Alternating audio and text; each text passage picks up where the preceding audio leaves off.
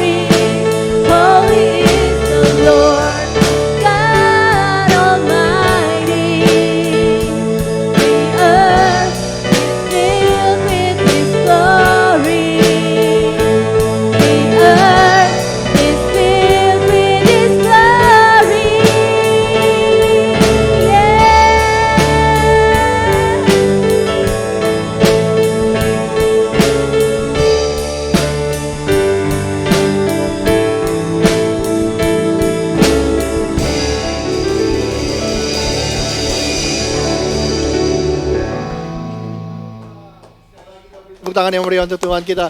Anda dipersilakan duduk sebentar, nanti kita akan berdiri lagi dan melanjutkan puji-pujian kita pada hari ini. Well, hello everyone, you may be seated. Well, it's so good to see all of you here. Senang bertemu dengan Anda semua. For those who don't speak Indonesian, soon when the message start, they'll give you some equipment that you can put in your ears, right? So Ella is actually the one that's going to translate. So she's have a double job today. But anyway, terima kasih sudah hadir di sini. Untuk Anda yang baru pertama kali hadir, welcome. We are so glad that you are here. Buat Anda yang sudah lama nggak hadir, we are so glad to have you back.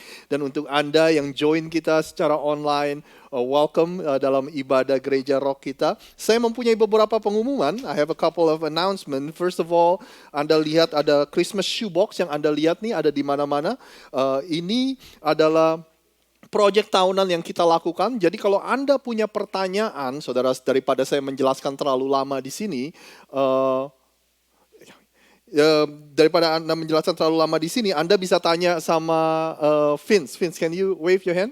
There you go. So ask him question and he'll answer your question. Pengumuman yang kedua, by the way, ini akan pengumpulannya akan nanti dekat-dekat Thanksgiving, November 20th. Is that what it is? That's the last day, November 20th. Jadi sekali lagi, Anda bawa itu hari terakhir, saudara, karena kalau udah lewat, kita nggak bisa pegang, karena cuma tahun depan lagi kita baru bisa kasih. And then yang kita bilang adalah kalau Anda nggak sempat dan nggak punya waktu untuk membuat Christmas shoebox ini, Anda bisa masukkan persembahan Anda di amplop, dan pastikan Anda tulis ini untuk Christmas shoebox. Karena 100% uang yang diberikan untuk Christmas shoebox ini, kita akan berikan, kita akan belanjakan untuk anak-anak, saudara. Jadi ini merupakan sesuatu sukacita yang besar, di mana kita bisa berbagi sukacita dengan anak-anak di sekeliling, di seluruh dunia, saudara. Ada satu lagi yang kita akan melakukannya, yang baru tahun ini kita akan coba, kemarin itu ada pastor last band dari rock yang ada di Siantar, kita akan coba mengirimkan 70 atau 80 box ke kota itu, saudara, secara spesifik. Nah, ini tentu saja dengan biaya kita sendiri. Karena Samaritan Purse nggak akan mengizinkan kita untuk menargetkan kemana box itu akan pergi. Tapi alangkah baiknya saya pikir kalau ada yang request, ada yang minta, kita kirimkan, saudara. Untuk sekali lagi, jadi kita tahu benar targetnya kemana, sampainya kemana. Walaupun ini juga mereka kasih tahu ke kita, di tahun-tahun sebelumnya paket kita sampai ke negara Kolombia, ke negara Eropa Timur, kayaknya kalau nggak salah Ukraina dan sebagainya, saudara. So again, please join us in this. Our target kita akan mengumpulkan 300 box lebih, itu akan menjadi rekor baru kalau sampai mencapai 300. Kita punya 350 box, saudara. Mudah-mudahan semuanya habis, kita bisa kirimkan. Pengumuman berikutnya Anda bisa saksikan di layar depan ini, saudara.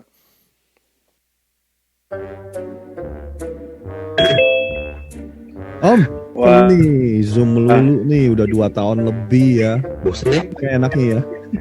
Kita perlu ketemuan deh, perlu in person lah. Kalau bisa kita keluar kota lah, jangan di kota Philadelphia terus. Ada Kita ide. bikin itu. Nah, iya. How about November pas Thanksgiving kita bikin retreat? Retret, Sounds good gak? boleh Nah, boleh. Ini gabungan nih. good Gabungan. idea. Iya, gabungan yuk. Yuk. Boleh. Sama nih. Siapa nih mau ngundang siapa pembicaranya?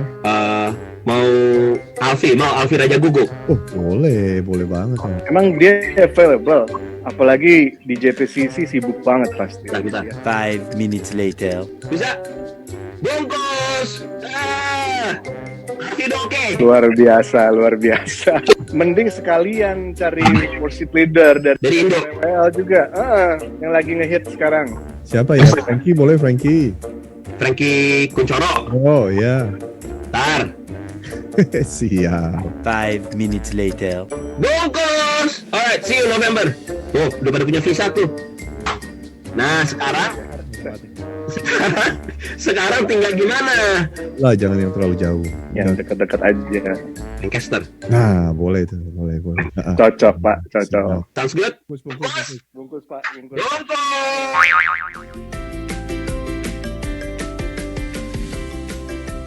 Karena perubahan yang sudah terjadi tidak serta-merta bertahan dengan sendirinya. Hidup saya adalah tentang Tuhan dan untuk Tuhan. Ku yakin kau hadir di sini. Ku semakin berkurang, Yesus makin bertambah.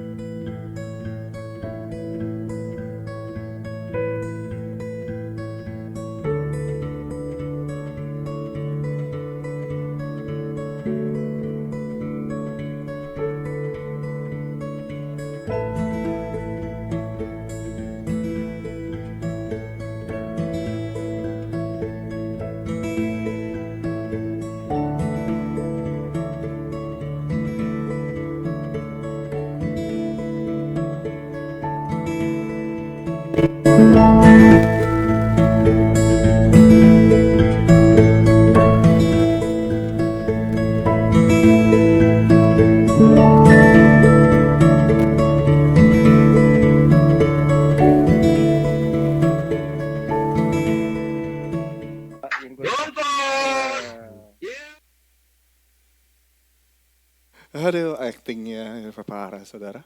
Ya kan kira-kira dapat kayak Oscar saudara. Piala Citra lah minimal. Anyway saudara, buruan daftar tentang retreat kita. Kalau Anda sudah tahu jadwal Anda bisa off. Ditunggu pendaftarannya secepatnya. Sekali lagi karena kekhawatiran kita kalau kamarnya udah pada penuh, nanti kita request tambahan dari pihak hotel. Hotel akan men-charge kita dengan harga yang berbeda. Jadi as soon as you know that you're gonna come, kalau Anda udah tahu Anda mau datang, ikut dalam retreat, pastikan Anda daftar, nanti begitu Anda pulang Anda lihat akan ada Nana dan Ibu Susi yang akan menerima pendaftaran Anda. Jadi itu tentang retreat saudara. Kalau Anda tadi lihat ada Tanger itu atau Tanger atau apa namanya itu saudara, itu gedung buat menara doa saudara. Jadi nanti Anda tinggal saudara nggak bohong, itu outlet saudara. Anyway, pengumuman terakhir berikutnya adalah nanti di salah satu hari Minggu di bulan November kita akan ada baptisan. Jadi untuk Anda yang belum dibaptis, Anda silakan daftar. Anda bisa temui saya setelah ibadah dan kita bisa again daftar nama Anda dan kita bisa kasih tahu apa aja yang harus dilakukan saudara. Jadi baptisan di salah satu kemungkinan besar minggunya itu adalah minggu yang sama di mana kita akan tadi hari terakhir untuk membawa box. Jadi saya belum tentukan karena kita mau bicara lebih detail lagi saudara. Tahun lalu saya sempat membuat komentar bahwa lain kali kalau kita ada baptisan kita bikin perayaan hari Minggu aja untuk merayakan orang-orang yang mengambil keputusan untuk dibaptis saudara. Jadi akhirnya itu jadi stuck di dalam pikiran saya dan saya berencana untuk melakukan itu. Nanti di hari Minggu pembaptisan mungkin kita akan ada pesan singkat, kita akan naikkan puji-pujian, nyanyi, setelah itu kita akan ada baptisan dan setelah itu kita akan merayakan teman-teman yang memutuskan untuk dibaptis pada hari Minggu itu. Jadi itu aja pengumuman saudara. Sebenarnya kalau Anda punya social media, paling mudah untuk mendengar atau terus update atau terus catch up dengan pengumuman kita adalah melalui social media saudara. Kita punya YouTube, kita punya Facebook, kita punya Instagram, kita akan selalu memberikan pengumuman melalui platform-platform itu. Jadi itu saja, boleh saya undang sekali lagi Anda untuk bangkit berdiri, kita akan naikkan beberapa pujian lagi, saya akan berdoa dan juga kalau Anda ingin memberikan persembahan dan ingin berpartisipasi dengan pekerjaan Tuhan di tempat ini, kita nggak menjalankan persembahan, tapi Anda bisa masukkan ke kotak persembahan di belakang sana, saudara. Mari kita berdoa bersama-sama. Tuhan, kami mengucap syukur atas hari-Mu yang baik. We thank you, Lord, for this beautiful day. Kami percaya kalau kami ada sampai hari ini, itu semua karena anugerah-Mu. Oleh sebab itu kami dedikasikan semua yang kami lakukan hari ini Tuhan. Semuanya hanya untuk hormat dan kemuliaan nama-Mu ya Tuhan. Semua puji-pujian yang kami naikkan, semua doa, firman yang disampaikan, persembahan yang kami berikan, semuanya hanya untuk hormat dan kemuliaan nama-Mu. Terima kasih Tuhan, hanya di dalam nama Tuhan Yesus kami sudah berdoa. Yang percaya sama-sama katakan, amin. Mari kita naikkan pujian lebih lagi buat Tuhan kita. Mari kita sorakan haleluya bagi Yesus.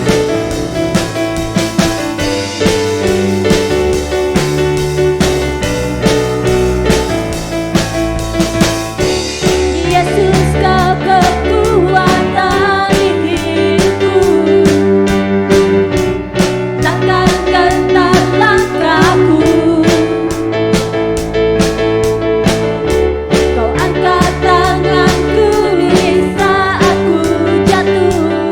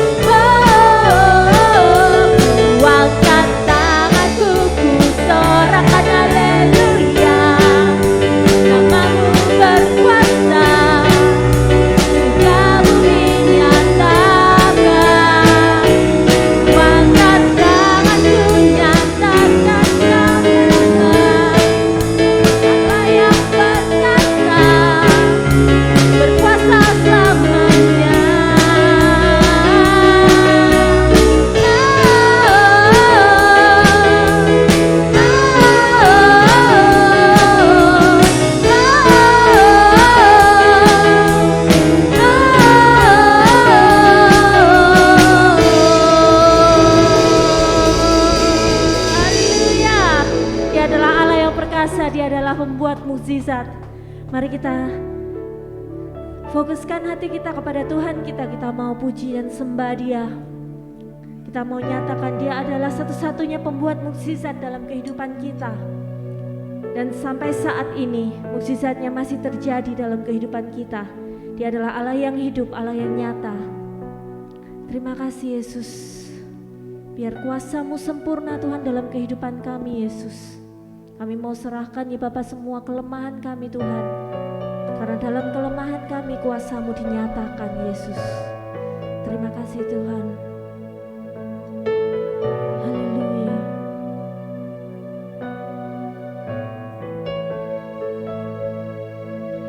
Di dalam kelemahanku sempurna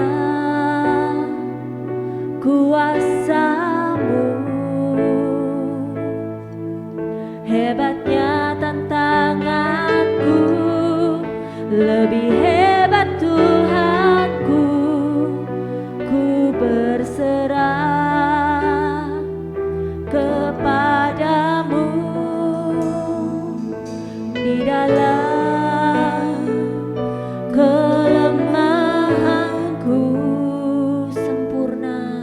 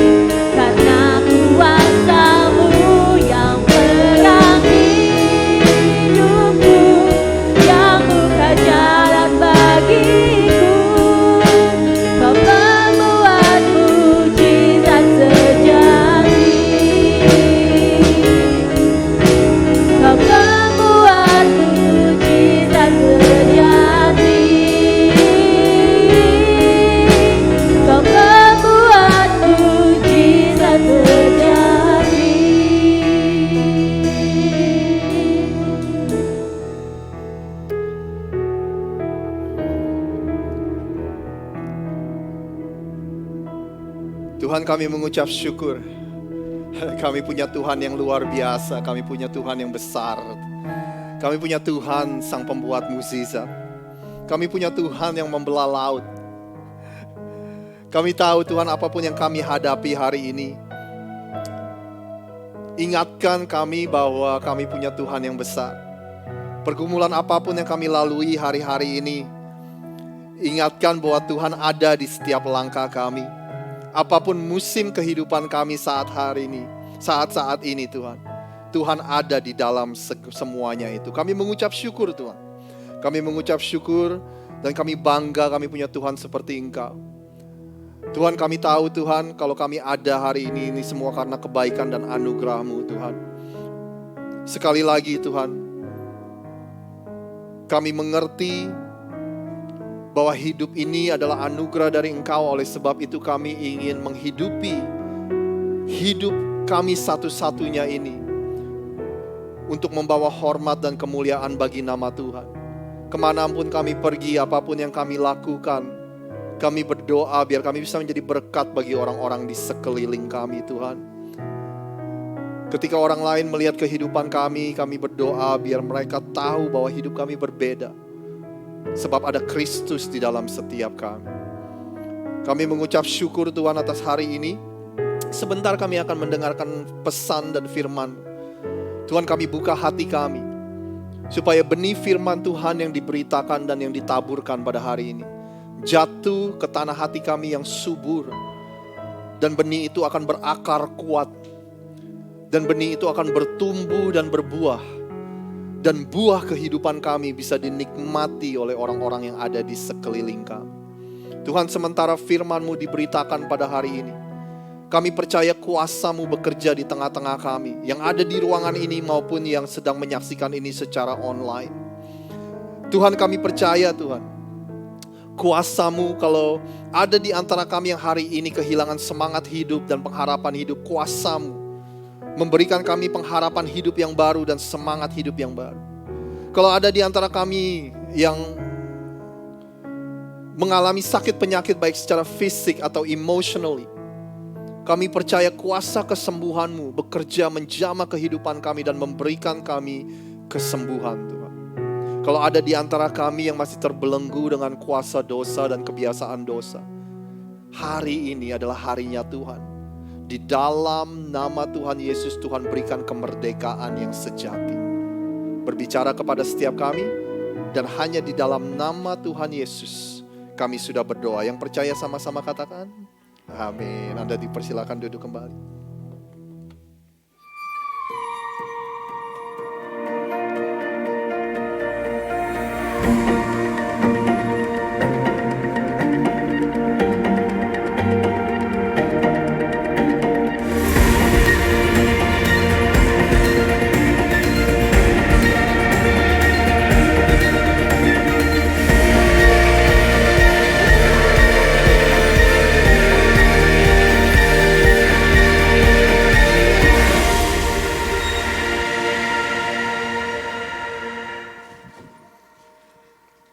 Matius 5 ayat 3 berkata, berbahagialah orang yang miskin di hadapan Allah, karena merekalah yang empunya kerajaan surga. Berbahagialah orang yang berduka cita, karena mereka akan dihibur. Berbahagialah orang yang lemah lembut, karena mereka akan memiliki bumi. Berbahagialah orang yang lapar dan haus akan kebenaran, karena mereka akan dipuaskan. Berbahagialah orang yang murah hatinya, karena mereka akan beroleh kemurahan. Berbahagialah orang yang suci hatinya, karena mereka akan melihat Allah. Berbahagialah orang yang membawa damai, karena mereka akan disebut anak-anak Allah. Berbahagialah orang yang dianiaya oleh sebab kebenaran, karena merekalah yang empunya kerajaan surga. Satu lagi, 11. Oke, ayat 11 berkata, berbahagialah kamu jika karena kamu dicela dan dianiaya, dan kepada kamu difitnahkan segala yang jahat. Thank you, Wi.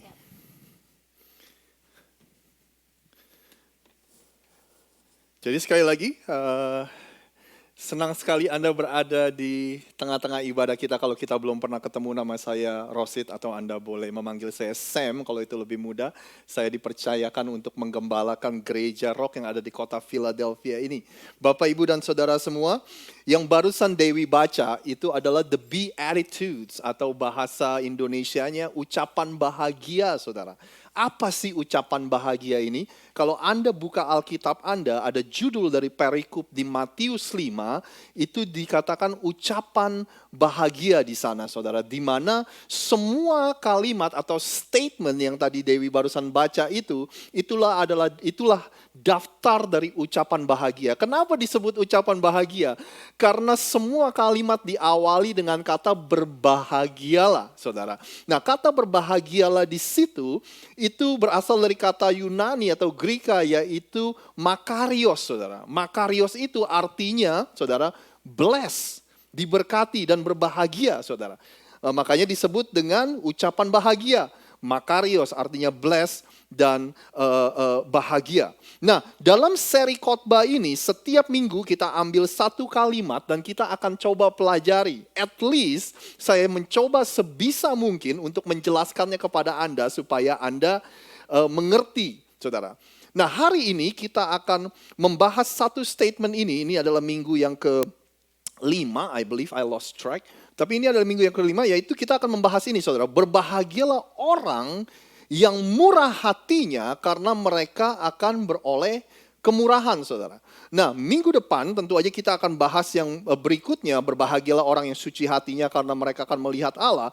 Minggu depan atau 2 minggu dari sekarang, saudara, Kobeni akan membahas tentang berbahagialah orang sang pembawa damai, saudara, orang yang membawa damai karena mereka akan disebut anak-anak Allah. So I'm very excited untuk dengerin Kobeni menjelaskan apa arti dari statement itu. Tapi sekali lagi, kita akan bahas hari ini yaitu berbahagialah orang yang murah hatinya karena mereka akan beroleh kemurahan. Seperti biasa, bolehkah Anda bantu saya untuk membaca ini dengan suara yang keras, saudara? Minggu lalu saya bilang baca seperti Anda baru naik gaji. Oke, saudara? Ayo baca sama-sama ya. 1, 2, 3. Karena mereka akan beroleh kemurahan. Nah, saya cuma mau bilang gini, saudara. Karena bahasa Inggrisnya ini adalah blessed are the merciful, for they will be shown mercy. Ya kan? Nah, menurut saya menarik kenapa bahasa Indonesia Alkitabnya pakai murah hati. Karena murah hati, kemurahan hati itu mengarahnya definisinya lebih kayak ke dermawan gitu ya, saudara ya. Orang yang suka memberi dan sebagainya. Sedangkan bahasa Inggrisnya dia menggunakan kata mercy. Jadi saya mau pastikan saya membicarakan hal yang benar pada hari ini, saudara. Di salah satu terjemahan lainnya, terjemahan bahasa Indonesia mudah dibaca, dikatakan gini, saudara. Betapa bahagianya orang yang berbelas kasihan kepada orang lain. Betapa bahagianya orang yang memiliki belas kasihan kepada orang lain. Karena Allah akan memberikan belas kasihan kepada mereka. Kayaknya itu lebih tepat, saudara. Belas kasihan. Mercy, saudara. Atau bahasa Indonesianya juga sering menggunakan kata rahmat. Rahmat itu, belas kasihan itu artinya mercy, saudara. Blessed are the merciful, for they will be shown mercy. Yuk kita lihat apa sih arti mercy itu, saudara. Mercy menurut Merriam-Webster Dictionary dikatakan seperti ini. Compassion or forbearance shown especially to an offender or to one subject to one's power. That's what mercy is. Dengan kata lain, kalau di Indonesia kan ada mercy itu, belas kasihan itu adalah kesabaran yang kita tunjukkan kepada orang yang bersalah kepada kita, saudara. Ya kan? Atau kemampuan kita ketika kita punya kekuatan dan kemampuan untuk membalas orang yang bersalah kepada kita, tapi kita nggak membalasnya. Tapi justru kita berbelas kasihan kepada orang yang bersalah kepada kita. That is mercy. Itulah yang namanya belas kasihan, saudara. Yesus bilang, blessed are the merciful. Berbahagialah orang yang menunjukkan belas kasihan kepada orang lain. Orang itu akan bahagia. Orang itu akan merasakan berkat Tuhan dalam kehidupannya. Definisi sederhana dari mercy atau dari belas kasihan yang saya ingin tunjukkan kepada Anda. This is the simple definition of mercy is that we didn't get what we deserve or we don't get what we deserve. Belas kasihan itu adalah kita tidak menerima apa yang seharusnya kita terima, saudara. Salah satu hal yang membuat saya mudah untuk membedakan, saudara, ada 3 hal mungkin yang mirip-mirip. Ada, enggak mirip sih, enggak sama, saudara. Ada yang namanya justice, keadilan. Ada yang namanya mercy, rahmat atau belas kasihan. Ada yang namanya grace, kasih karunia atau anugerah. Yang membuat saya mudah untuk membedakan ada seorang yang mengilustrasikan seperti ini, saudara. Misalnya ada hakim yang memutuskan atau memvonis seseorang itu harus dihukum mati, saudara. Keadilan itu adalah ketika orang itu dihukum mati, maka keadilan ditegakkan. Itulah justice, saudara. Nah, mercy, belas kasihan atau rahmat, saudara, itu biasanya artinya gini. Mungkin gambarannya gini, pintu penjara terbuka dan orang itu bebas, saudara. Ya, atau orang itu tidak menerima apa yang seharusnya menjadi bagiannya. Itulah mercy. Nah, sedangkan grace, gambarannya ini, saudara. Orang ini seharusnya dihukum mati, tapi pintu penjara terbuka, orang yang bersalah bebas, hakimnya yang menggantikan orang yang bersalah tersebut. That is the picture of grace. Itulah kasih karunia anugerah, itulah gambaran dari Yesus sendiri, saudara. Jadi balik lagi, definisi yang sederhana dari mercy adalah kita tidak menerima apa yang layak kita terima, saudara. Kita berbelas kasihan. Itulah mercy. Nah, saya ingin mulai dengan tanya sama Anda. I don't know if you feel this way atau ini cuma perasaan saya doang, saudara. Kayaknya hari-hari ini dunia kita itu sangat kurang sekali dengan yang namanya belas kasihan, saudara. I think we are living in the unmerciful world. Benar gak sih, saudara? I mean, we're just waiting for everybody to mess up so that we can point finger at them. Kita menunggu untuk orang lain buat kesalahan supaya kita bisa tunjuk, supaya kita bisa hakimi, supaya kita bisa, ini bahasa kerennya, saudara, supaya kita bisa viralkan, saudara. Ya kan? Apalagi kita ada kebudayaan yang namanya cancel culture, supaya kita bisa cancel, supaya kita bisa boycott, saudara. Itulah dunia yang kita hidupi hari-hari ini. Kira-kira ini perasaan saya doang atau Anda merasakan hal yang sama, saudara? Dunia kita ini hari-hari ini seperti ini. Di mana dunia ini mau supaya Anda dan saya, kita semua, saudara, untuk saling serang, untuk saling menjatuhkan, untuk saling menghancurkan. That's the world that we're living in today. Ada seorang hamba Tuhan yang bilang begini, saudara. We become great judges of other people's sins and great lawyer of our own sins. Kita menjadi hakim yang hebat kalau soal menunjukkan dosa orang lain, saudara. Tapi kalau begitu dosa kita jadi pengacara yang hebat. Anda tahu maksudnya, saudara? Ya, kalau misalnya soal dosa orang lain, wah udah paling cepet deh. Ya kan? Sebelum kita dengar cerita keseluruhannya, before we heard the whole story, kita udah ambil kesimpulan. We have concluded what we want to think about other people. Apa yang kita mau pikirkan tentang orang lain. Tapi begitu kita yang berdosa, saudara, begitu kita yang bersalah, wah kita jadi lawyer yang hebat, pengacara yang hebat, saudara. Sebenarnya tuh maksud saya tuh bukan begitu.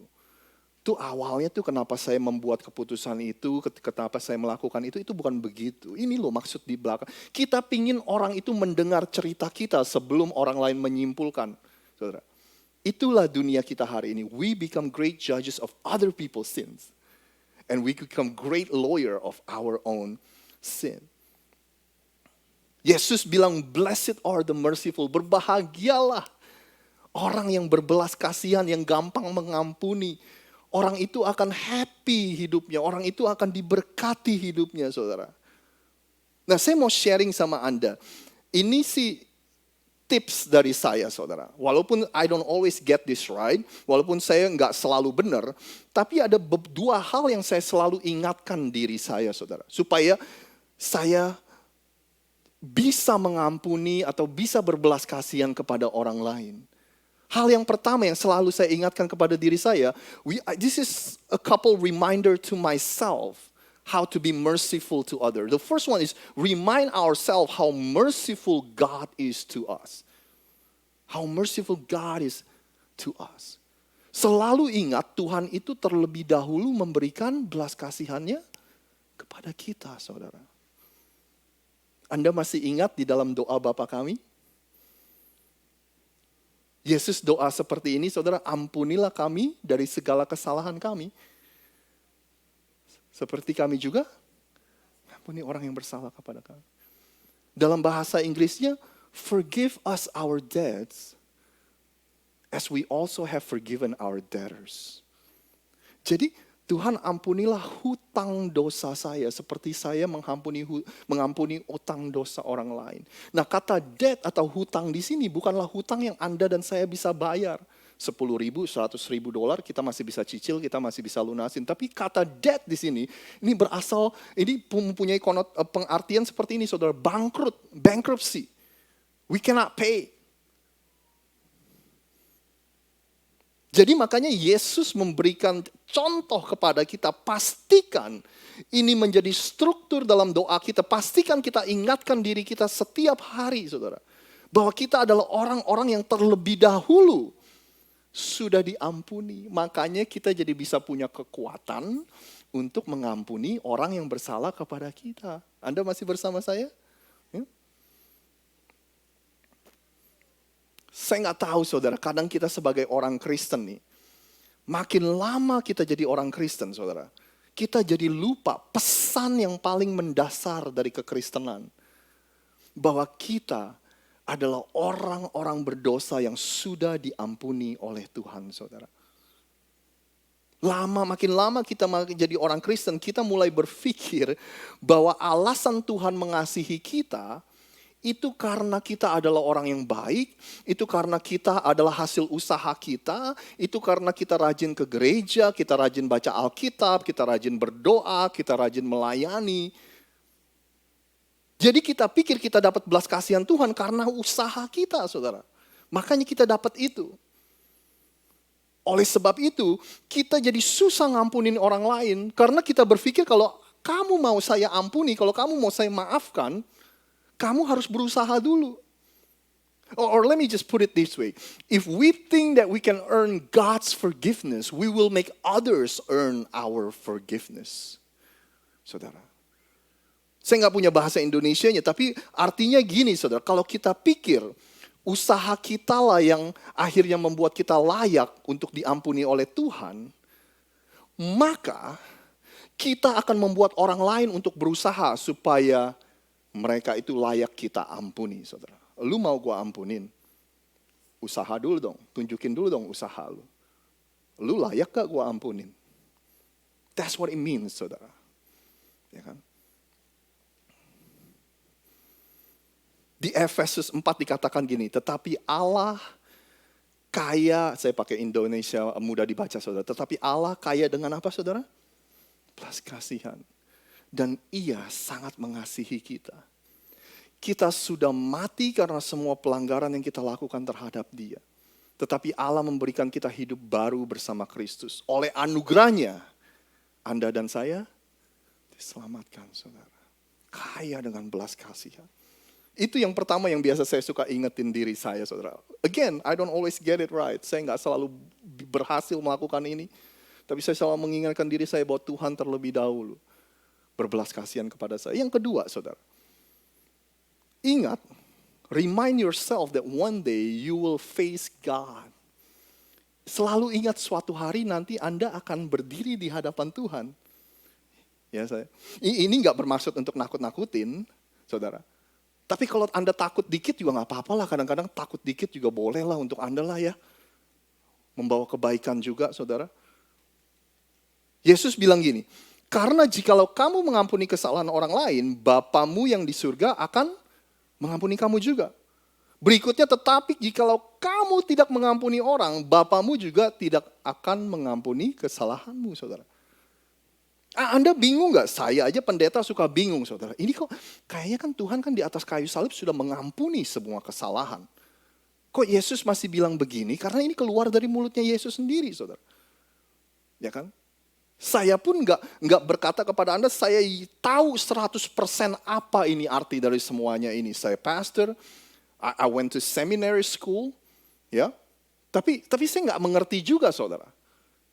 Ya kan, Anda di sini apapun teologi Anda, apapun doktrin pengertian Anda tentang doktrin soteriologi, saudara, tentang doktrin keselamatan, saudara.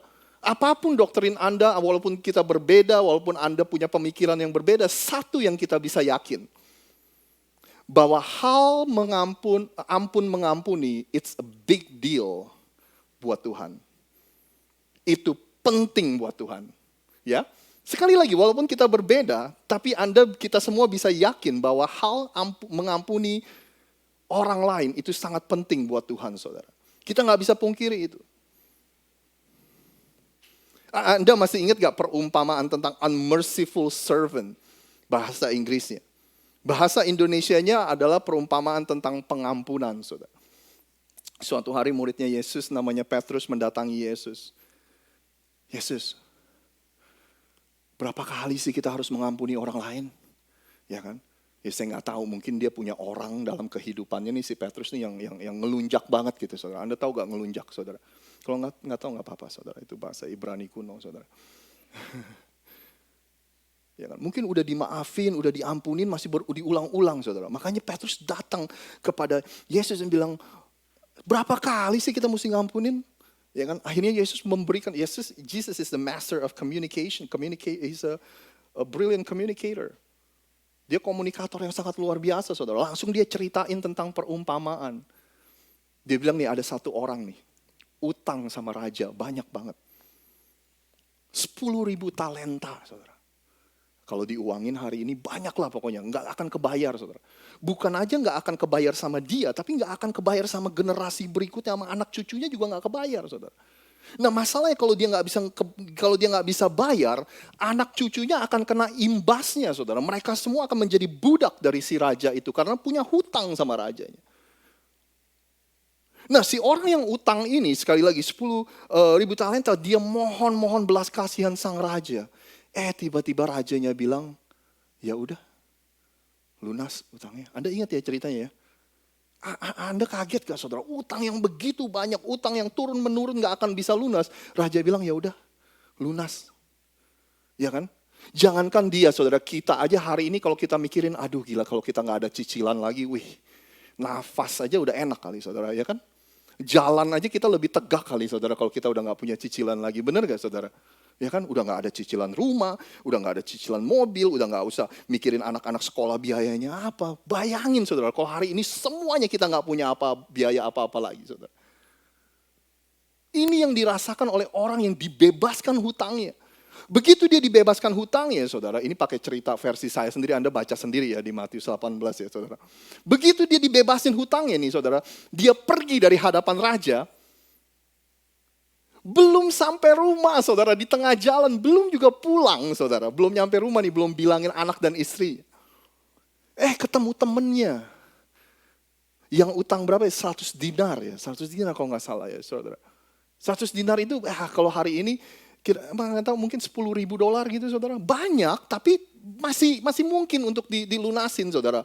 Ya kan pelan-pelan lama-lama lunas, saudara. Dia ketemu temennya yang utang dia segitu banyak, langsung dicekek, langsung dipaksa untuk melunaskan.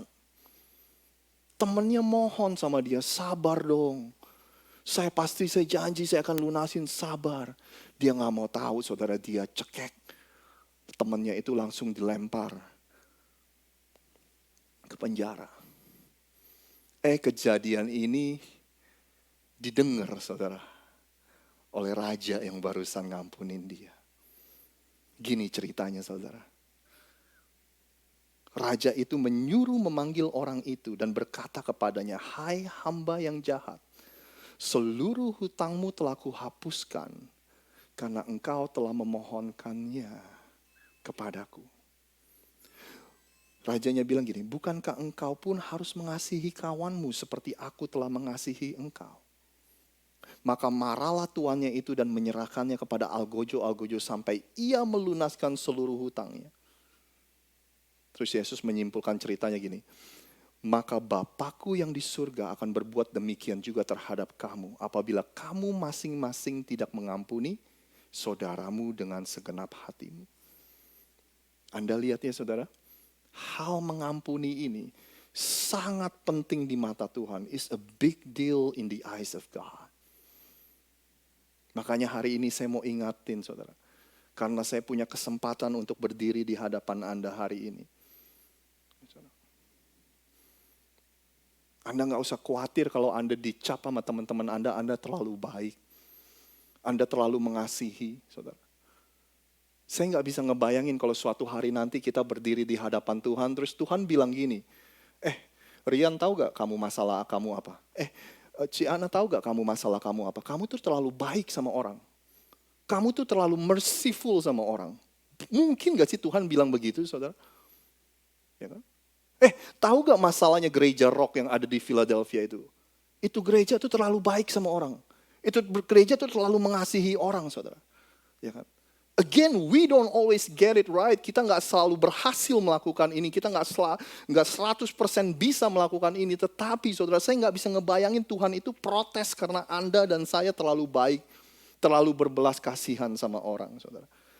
Kalau saya disuruh milih, if people ask me, I would rather stand on the side of mercy. Saya lebih baik berdiri di sisi kita ini terlalu baik, terlalu berbelas kasihan daripada kita terlalu kritis dan terlalu mudah menghakimi, saudara. Anda masih bersama saya, saudara? Ya kan? Jadi makanya, saudara, hari ini kalau Anda melihat dunia di sekeliling Anda, mencoba untuk saling menjatuhkan, saling menghancurkan satu dengan yang lain. Pesan saya, saudara, jangan ikut-ikutan. Biasa orang yang paling keras suaranya itu berdiri di dua ekstrim, saudara. Ya kan? Mereka itu pikir, saudara, semuanya sangat simple. Mereka berdua di dua ekstrim dan mereka berkoar-koar, suaranya doang kenceng, saudara. Kamu Demokrat atau Republikan nih. Ya kan, kamu ada di pihak wanita atau ada di pihak pria nih. Yang kamu pendukung ini atau pendukung itu nih. Kamu pecinta LGBTQ atau kamu pembenci LGBTQ, saudara. Biasanya yang berkoar-koar adalah orang yang ada di dua ekstrim. Padahal kita tahu semua masalah nggak bisa diselesaikan dengan semudah itu. I always call this, the solution is always on messy middle. Solusinya selalu ada di tengah-tengah, di mana di situ messy, saudara. Artinya tangan Anda akan kotor, artinya Anda harus belajar menjadi pendengar yang baik, mengasihi lebih baik lagi, ya kan? Anda harus melayani lebih baik lagi. Biasanya itulah solusinya ada di sana, saudara. Orang yang ekstremis kerjaannya cuma berkoar-koar, they are loud. Tapi orang yang serius menyelesaikan sebuah isu, memberikan solusi, melayani, mengasihi, menjadi pendengar yang baik, itu biasanya, saudara, sibuk kerja, nggak punya waktu untuk berkoar-koar. Amin, saudara. Blessed are the merciful, for they will be shown mercy. Berbahagialah orang yang berbelas kasihan, karena Allah juga akan berbelas kasihan kepada mereka. Di Yakobus ditulis gini, bahasa Indonesia mudah dibaca, saudara. Jikalau kamu tidak menunjukkan belas kasihan kepada orang lain, Allah juga tidak menunjukkan belas kasihan kepadamu. Apabila ia menghakimi kamu.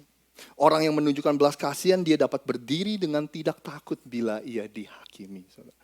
Artinya di hari penghakiman nanti, kalau Anda adalah orang yang berbelas kasihan, Anda udah gak perlu takut lagi, saudara. Karena Tuhan akan berbelas kasihan sama kita. Tapi kalau orang yang kejam, orang yang bengis, orang yang mudah membalas, orang yang apa, mereka patut takut, saudara, di hari penghakiman. Itu kata Yakobus. Saya ingin tutup dengan ini, saudara, dalam beberapa menit terakhir. So here's the question, who should you be merciful to? Saudara, kepada siapa Anda dan saya harus mengampuni dan berbelas kasihan?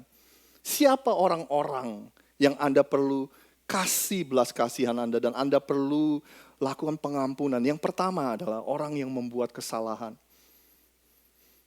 Anda perhatikan, I never say those who have made a mistake or those who have made mistake. Saya bukan pakai kata kepada orang yang pernah membuat kesalahan. Saya memakai kata kepada yang membuat kesalahan.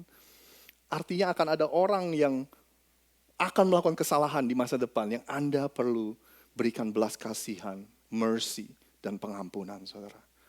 Ya kan? Kita semua pernah berbuat salah. Anda pernah berbuat salah, saudara?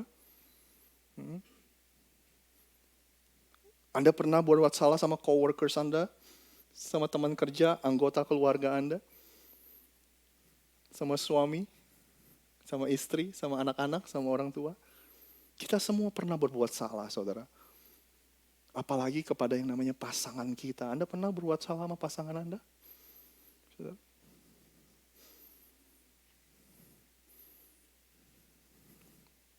We need to learn to be merciful, especially to our spouse, husband and wife, or husband or wife, saudara. Not once, not twice, bukan sekali, dua kali, tapi berkali-kali, saudara. We need to be merciful. Sekitar 3 minggu lalu saya menghadiri pemberkatan pernikahan, dan yang pemberkatan teman saya, Josh and Cindy, yang memberkati adalah teman baik saya, Pastor Brad dari City Life Church. Dia memberikan pesan yang sangat luar biasa, yang sangat indah, beautiful message. Dia bilang gini, saudara, yang sering menghancurkan pernikahan, itu sebenarnya bukan satu masalah yang besar. Tapi ketika masalah-masalah yang kecil-kecil ini, saudara, dibuat besar, itu yang banyak menghancurkan pernikahan. Binatang apa yang paling banyak membunuh manusia? Bukan hewan yang besar, bukan gajah, bukan ikan paus, bukan apalagi, saudara, bukan ikan hiu, saudara, bukan beruang. Tapi apa, saudara? Nyamuk, demam berdarah, saudara. Ya kan?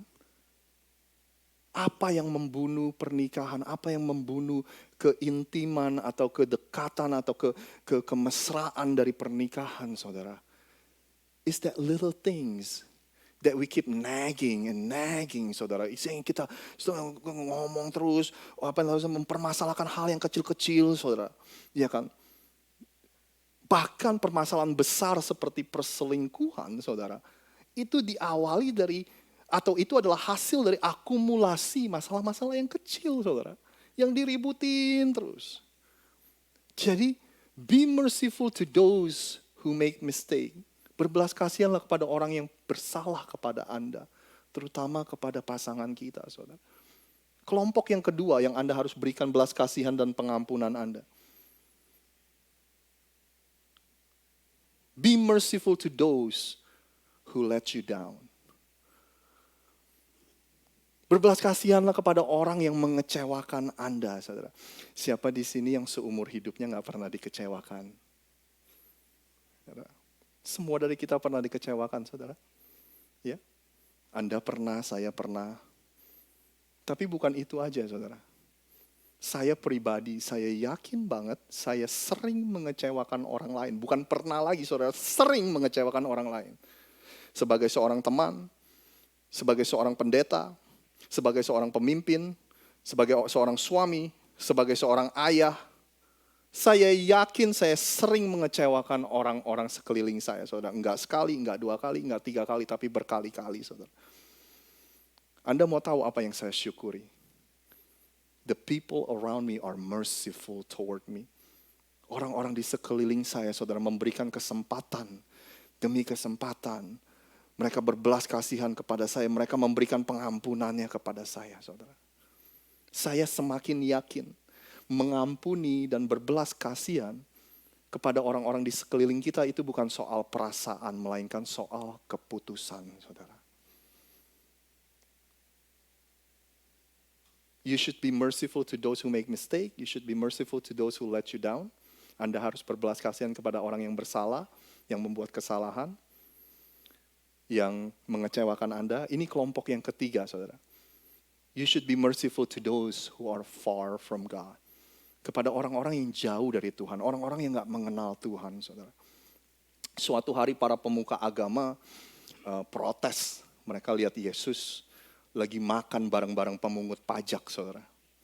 Ya kan konteks ceritanya si Matius, si pemungut pajak itu yang dianggap orang berdosa pada zamannya Yesus, itu kan baru diajak Yesus untuk mengikuti dia, untuk jadi muridnya. Lalu Yesus bilang dia mau ke rumahnya. Ya pemungut pajak, ya teman-temannya pemungut pajak semua, saudara, ya kan? Ya diundang semua pemungut pajak. Waktu Yesus makan sama mereka, para pemimpin agama ini, religious people, mereka protes. Kok Yesus makan sama orang-orang berdosa? Anda masih ingat kan ya respon Yesus apa ya, saudara? Bukan orang sehat yang memerlukan dokter atau tabib, tapi orang sakit, saudara. Terus Yesus bilang gini, jadi pergilah dan pelajarilah arti firman ini. Yang kuhendaki ialah apa yang dikehendaki Yesus? Belas kasihan, bukan persembahan, saudara, dia bilang gitu. Karena aku datang bukan untuk memanggil orang benar, melainkan orang berdosa. Pantesan aja, saudara, orang-orang yang jauh dari Tuhan Yesus, waktu setiap kali Yesus ada, setiap kali Yesus datang, mereka tuh pingin banget kenal sama Yesus, pingin banget tahu Yesus itu siapa, saudara. Pemungut cukai lainnya namanya Zakheus, Anda masih ingat? Yesus datang ke kota di mana Zakheus tinggal karena Zakheus orangnya pendek, saudara. Dia pingin lihat Yesus, jadi dia manjat pohon, saudara. Ya kan? Saya nggak tahu ini pesannya apa nih, saudara. Orang-orang yang jauh dari Tuhan, orang-orang berdosa, begitu ada Yesus, mereka pengen banget lihat Yesus. Hari ini kalau orang tahu kita orang Kristen, mereka kabur, saudara. Ini kan jadi bingung nih, ini kok begini jadinya, so. Ada yang salah nih, bener gak? Begitu dia tahu, ini orang Kristen, udah gak mau deket-deket saudara. Dan Yesus bilang sama Zakheus, aku akan ke rumah kamu. Inilah hebatnya Yesus, dia mengerti banget pentingnya membangun relasi sebelum dia mengkoreksi, saudara.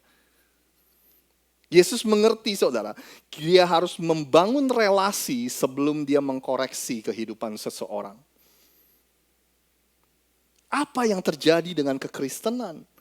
Di mana kekristenan yang harusnya tentang kasih, tentang pengampunan, tentang belas kasihan, tentang anugerah, saudara. Menolong orang, mengampuni orang. Tapi hari ini kalau orang dengar kita orang Kristen, otomatis pikiran mereka, wah ini orang ini homofobik, ini pembenci LGBTQ, ini adalah orang yang nggak toleransi, ini orang yang suka menghakimi, ini orang yang munafik, saudara. Loh, kok gambarnya bisa jadi begini? Di mana kesalahan kita, saudara? Ya kan? Dari good news, jadi orang-orang itu turn off karena kita. Dari kabar baik, orang pesan kekristenan, jadi orang-orang tuh takut sama kita, saudara. Ya kan?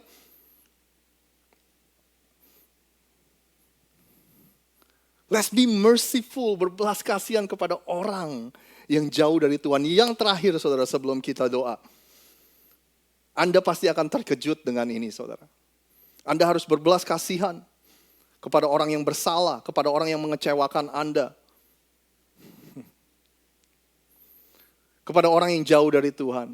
Yang terakhir, Anda harus berbelas kasihan kepada diri Anda sendiri dan mengampuni diri Anda sendiri, saudara. Kenapa saya ingin pastikan Anda tahu ini, saudara?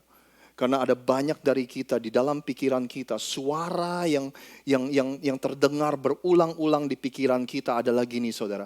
Saya ini orang yang gagal. Saya ini banyak melakukan kesalahan di masa lalu. Jangan-jangan ini saya menuai apa yang saya lakukan di masa lalu. Ya kan? Saya udah menghancurkan kehidupan saya. Berulang-ulang suara kayak gitu terekam, saudara. Ya kan? Berbelas kasihanlah kepada diri Anda sendiri. Be merciful to yourself. Ampunilah diri Anda sendiri, saudara. Aduh, saya bukan papa yang baik. Saya adalah mama yang gagal. Saya adalah orang tua yang gagal. Saya adalah anak yang nggak tahu terima kasih. Saya bukan suami istri yang baik, saudara. Itu yang play out in our mind over and over again. Dan pada akhirnya kita merasa ini, saudara. Tuhan nih kecewa banget pasti sama saya. Tuhan pasti marah sama saya, saudara. Hari ini sebagai penutup saya mau ingetin sama Anda semua. Bayangin sebuah sosok, saudara. Bayangin seseorang yang tahu setiap kesalahan Anda di masa lalu. Bayangin sosok yang tahu kesalahan-kesalahan yang Anda perbuat hari ini, yang Anda sedang perbuat. Bayangin seorang sosok yang tahu kesalahan dan dosa yang Anda akan lakukan di masa yang akan datang, saudara. Tapi seseorang itu tetap memilih untuk mengasihi Anda. Ada gak yang kayak gitu, saudara? Gak ada selain Tuhan sendiri. Amin, saudara. Be merciful to yourself. Kalau Tuhan aja sudah mengampuni Anda dan saya, masa kita gak mengampuni diri kita sendiri, saudara? Ya, yang percaya sama-sama katakan. Amin. Boleh saya undang Anda semua untuk bangkit berdiri. Ko Beni, kayak biasa bolehkah berdoa sebagai penutup? Hari ini, saudara, ada perjamuan, ada makanan yang disiapkan oleh keluarga Dewi. Dewi itu ya tadi yang nyanyi dan anaknya yang berulang tahun yang main drum. Tadi pagi kita udah doakan di ibadah pagi dan mereka menyediakan hidangan untuk Anda nikmati. Jadi kalau Anda nggak buru-buru, stay, kita kenalan, kita ngobrol-ngobrol, and then after that kita sambil nikmati makanan yang ada. Thank you, Koben. Yuk kita angkat tangan kita akan menerima berkat Tuhan. Biarlah kasih karunia yang berlimpah-limpah dari Allah Bapa, kasih setia Tuhan Yesus, dan penyertaan yang manis dengan Roh Kudus menyertai kita mulai dari hari ini sampai selama-lamanya. Mari kita yang percaya kita diterima berkat, kita sama katakan, amin. Tuhan Yesus memberkati. Happy Sunday. God bless you all.